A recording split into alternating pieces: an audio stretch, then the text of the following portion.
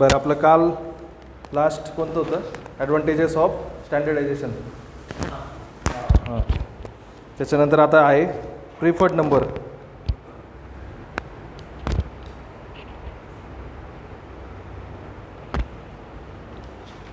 Preferred number म्हणा किंवा preferred series म्हणा, दोन्ही पण चालेल. किंवा अजून एक नाव आहे त्याला, प्रिफर्ड नंबर ऑफ सिरीज. कसं पण विचारते. प्रिफर्ड नंबर शब्द ऐकला की लगेच हे लिहून टाकायचं. काय म्हणतात ते?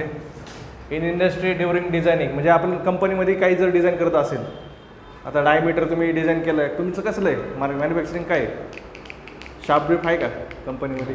मग बॉडीच आहे. ओके, पण त्याचं कोणतं पण पार्ट असेल तर त्याचं स्टँडर्ड असतं ना, एक स्टेप्स असतात. आपण समजा उदाहरणार्थ पट्टी घ्यायला गेलो, तुम्ही रोलर स्केल घ्यायला गेले, तर ते काय म्हणतात, एक तर 15 सेंटीमीटरची आहे किंवा 30 सेंटीमीटरची आहे, मधली असते का?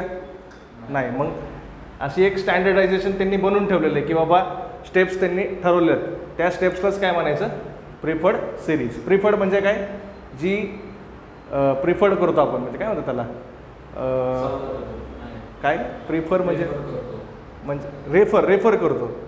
रेफर करतो म्हणजे आपल्याला जी घेण्यासाठी आणि विकण्यासाठी दोन्ही काय आहे, सोपी आहे. त्या सिरीजला काय म्हणायचं? Preferred series. सिरीज कशाची असणार आहे? शार्पची असणार आहे, डायमेन्शनची असणार आहे, बरोबर. In industry during designing of any product some standard guidelines are used for choosing product dimension. त्याच्यानंतर काय आहे? लेंथ आहे, डिस्टन्स आहे, डायमीटर डबल आलं आहे, ठीक आहे, डायमीटर आहे, व्हॉल्यूम आहे, एक्सेट्रा आहे. म्हणजे आपण एक स्टँडर्ड काहीतरी गाईडलाईन त्यांनी ठरवून दिलेली की त्याच्यानुसारच आपण काय करायचे, डायमेन्शन काय करायचे, चूज करायचे. This standard guidelines which is used for selection is called as preferred series or preferred number of series.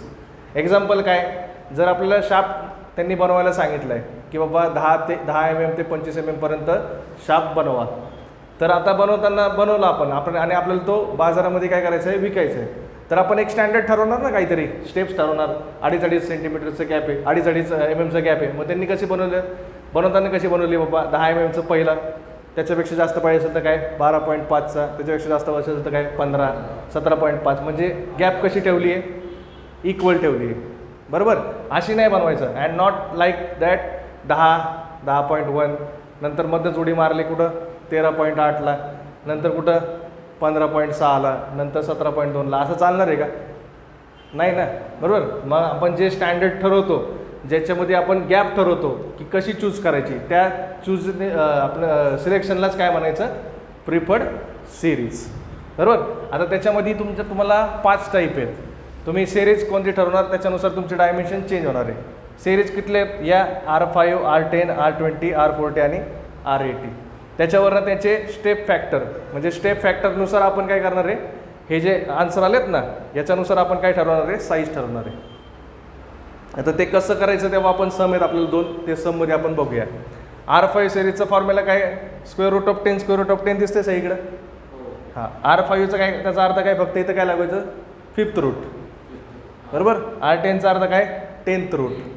R20चा 20th route, 40th route आणि 80th रूट, बरोबर.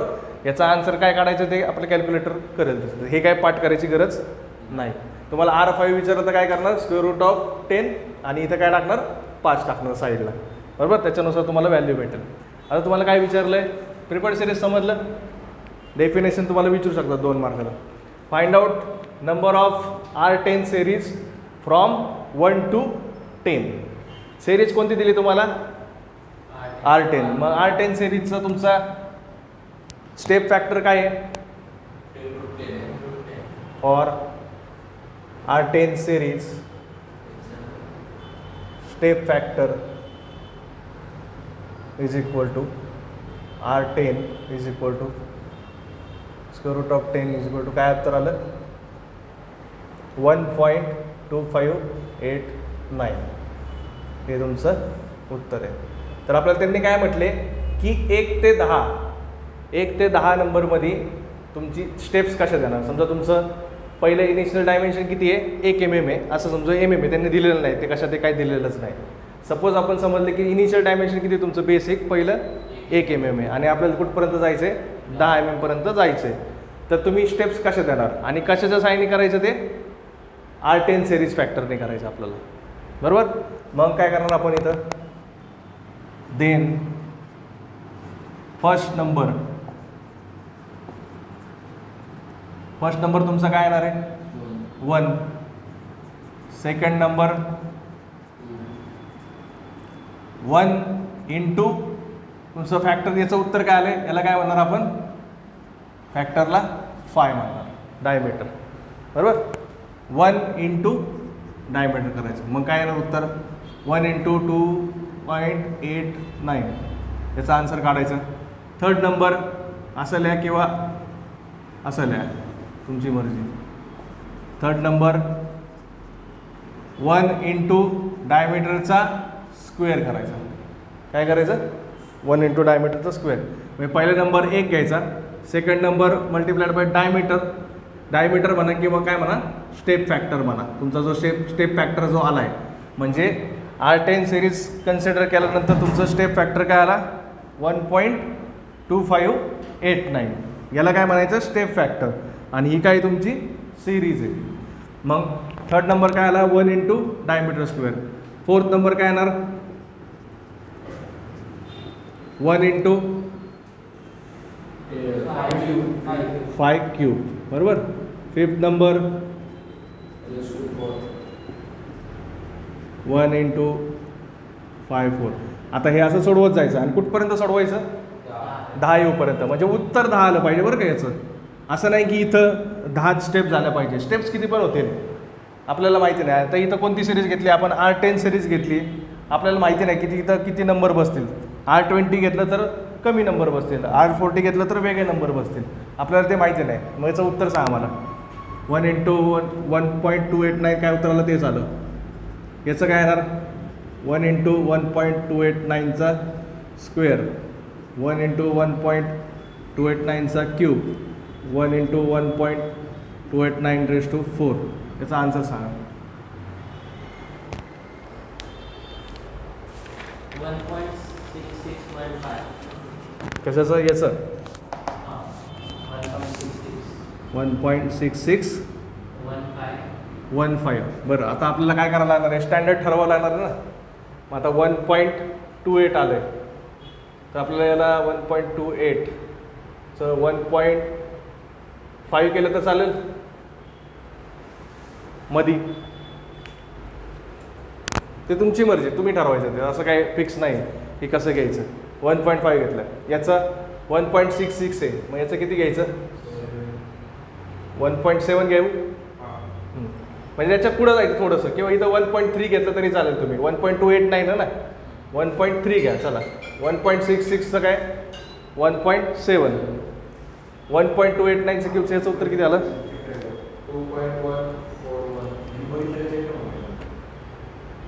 1.66. थर्ड नंबर ना तुमचं 1.58. एक मिनिट आपलं नंबर चुकलेलं आहे. 1.2589.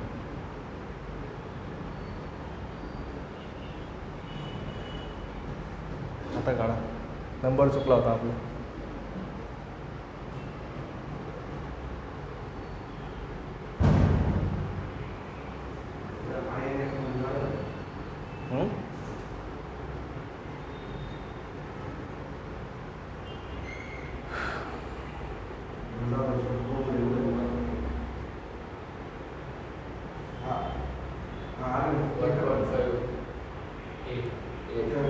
वन 1.2589 आहे, बरोबर.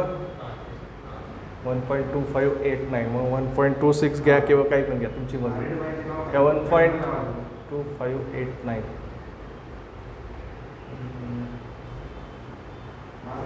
याचं काय येते 1.5 एक्झॅक्ट. हां 1.5848. याचं 1.6 घेतो. याचं काय घ्यायचं तुम्ही सांगा. 1.2589, 1.3 खूप लांब होईल ना ते. 2589 2589 डायरेक्ट 3000ला उडी मारायची. नाही ना चालणार. एक काम कर, हे 1 पॉईंट हां 1.25 राहू दे. जवळ कोणते ते बघायचं. बरोबर 1.5848 हे 2500 नुसार बघा ना. 2500 जवळ आहे का 3000 जवळ आहे. 2500 जवळ आहे. आता याचं हे सोडून द्या, 1 सोडून द्या, हा नंबर बघा फक्त. 2500च्या पुढची स्टेप काय येणार आहे 3000. 1.3 येणार ना जर गेलं तर. मग 1.3च्या जवळ आहे का ते 1.2589च्या जवळ आहे. कोणाचं जवळ आहे 1.25च्या जवळ आहे ना, त्याच्यामुळे ते घेतलं. याचं आता हे किती आलं आहे 5848 म्हणजे 3006च्या जवळ आहे म्हणून 1.6. याचं उत्तर काय ते 1.99. 2 याचं 2.511. मग काय घेऊ अजून. याचा पुढे नंबर काय का काहीच नाही. 668 हां ठीक आहे. 5116. मग काय करतो 2.5 घेतो. बरोबर. 6 number 1 into diameter raised to 5. 7th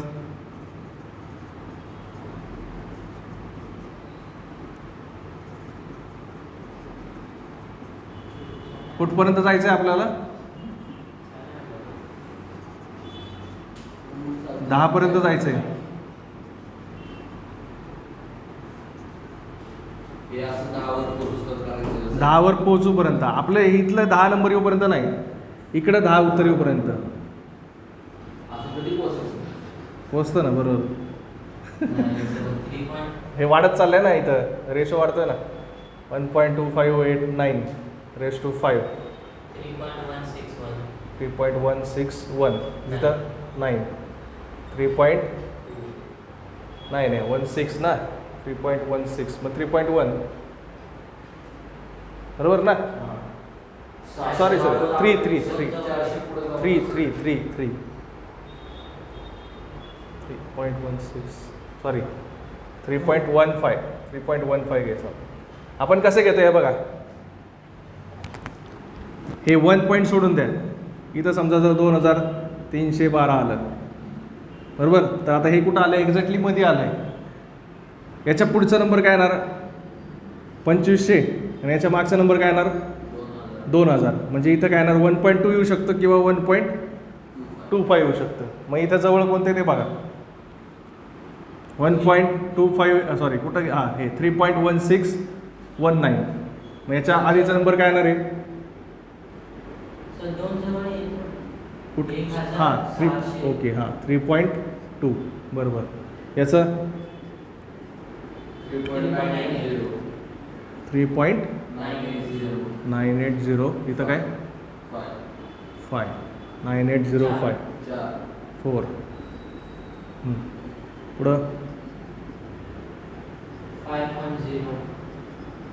5.0 बरोबर. मग 5 लिहायचं.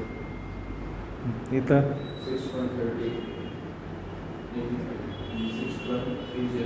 6.30 इथं काय नंबर आलाय 3085. मग काय 6.30 याचं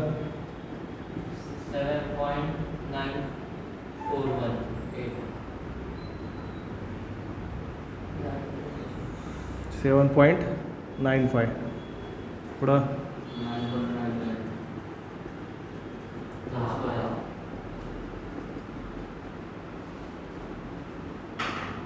त्याला 9.99 आलं 10. असं नाही की इथं 10 नंबर आलं की मग इथं 10वी स्टेप पाहिजे असं काही नाही. इथं किती पण येऊ शकतं सिरीजनुसार. इथं कोणती सिरीज वापरणार त्याच्यानुसार. बरोबर. असा प्रश्न विचारतील तुम्हाला. हां संपलं.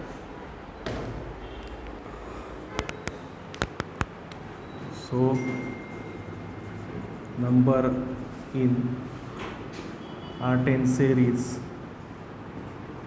from 1 to 10 आर सगळे नंबर लिहायचे लाईनीने 1 1.25 1.6 1 2 2.5 3.2 4 5 6.3 7.95 10.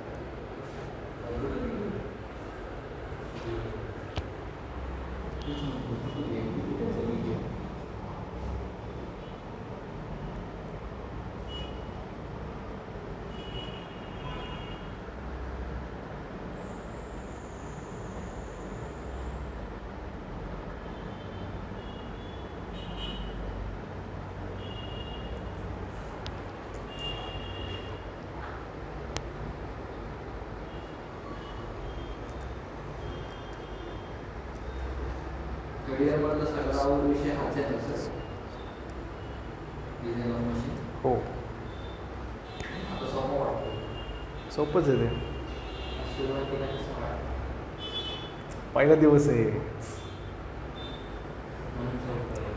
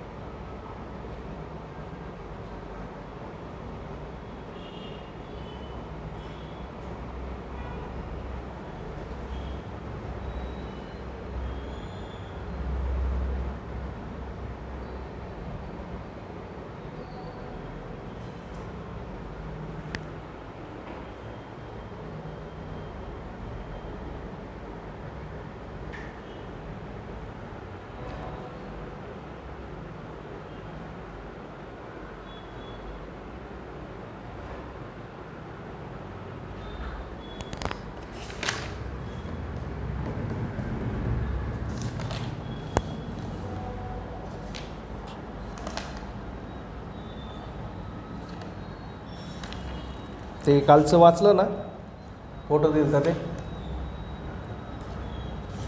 का नाही?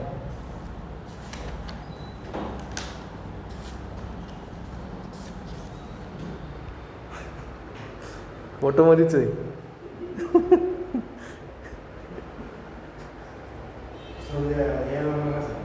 उद्या काय विसर्जन चालतंय. उद्या 10वा दिवस आहे.